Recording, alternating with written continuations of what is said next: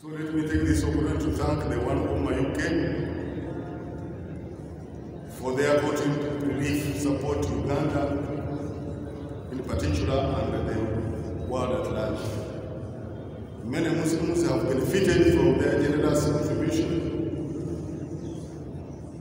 and here we are witnessing the distribution of another batch of zakat to the needy. We thank the donors, the contributors, and we pray that Allah continues to protect their wealth and increase their demand so that they continue to donate in the way of Allah. We thank One Home Uganda, Hajj Shalia Kigozi, for your tireless work and for the trust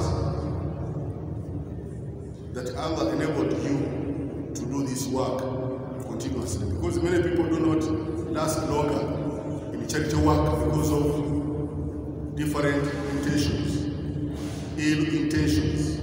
That some, as the district head Kisro has mentioned, that some just benefit their families, their friends, and themselves, but not serve the Ummah. Thank you very much.